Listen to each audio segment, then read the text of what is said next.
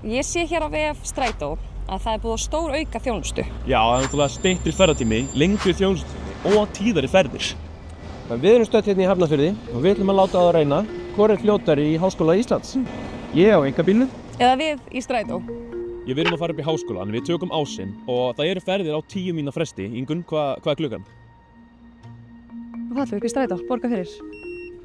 Virkaði.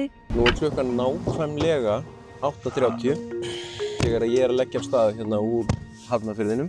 Förinni er heitið í Háskóla Íslands.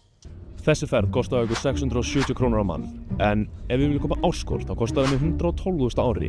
En fyrir nema, ungmenni og aldraða fá þau 50% afslátt og það kostar þau 56.000 ári. Það getur kannski verið þægilegra að vera í sínum eigin bíl, en það er margt sem það þarf að hafa í huga við það. Það er ekki ókeypis. Þú þarft að borga bensín, tryggingar og skatta. Einhvers staðar þarf að leggja bílnum og svo er annað sem er nokkuð stórt er að ökutækið rýrnar í verði. Sko núna var Basti að kvartundinni að hann væri svo axlabreiður og það væri svona þröngt á milli okkar. Smá. En sko mér finnst hann vera bara að taka of mikið pláss en mig ákvað og aðeins byrja. Jæja, nú er klukkan orðin korter í 9. Okkur miðar nokkuð vel áfram, myndi ég að segja. Ef ég á að segja eins og það finnst mér ólíklegt að Ingunn og Basti sé að fara að vinna okkur sko. Ég get alltaf verið að spila Sudoku í Strætó sem að Ragnar getur ekki gert í bílnum sínum. Nú er klukkan 8:54, við erum komin á Kringlumýrarbrautina og umferðin er aðeins búin að pikast upp.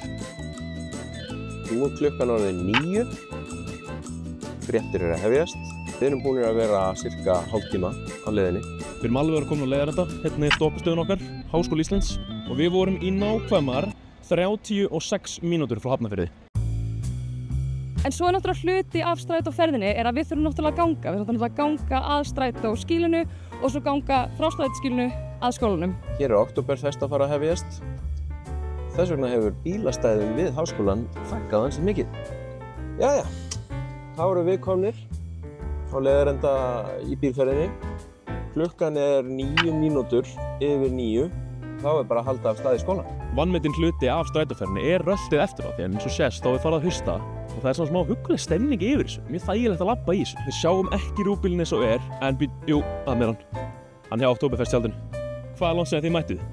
Herðu, við vorum mættir hérna rétt rúmlega 9. Við vorum mætt strætóskýli 9 mínútur yfir. 9 mínútur yfir. Klukkan er 9 mínútur yfir 9. Þið eruð að labba út úr strætó. Já. Örugglega held ég bara nákvæmlega sama tíma og ég er nýbúinn að leggja í stæði. Já. Jæja, þá er skólinn búinn og tíminn til að fara heimaleið. Já. Og við ætlum þá að taka einkabílinn. Og við ætlum í strætó. Klukkan er 15:14. Já, og þá erum við að leggja af stað. Við gátum farið beint í bílinn meðan það er rigning. Það er ekki blessuð blíðan lengur. Ekki eins og var í morgun, en við ætlum að skella okkur hérna í strætó aftur upp í Hafnarfjörð. Góðan daginn. Svona. Þá erum við komnir í strætóinn. Blautir og hrættir, en það er notalegt hérna inni í hlífunni.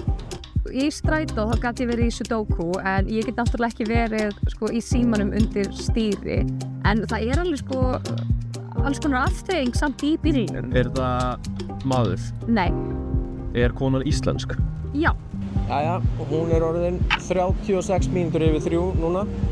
Við erum komnir á beinu brautina, komnir frá hlíðunum og á þessum stutta tíma erum við komnir ansi langt. Takk eftir því að nú er bara mjög lítil umferð, þetta er bara mjög þægilegt. Og við keyrum hérna bara eitthvað rétt undir 80 og erum bara á góðri siglingu.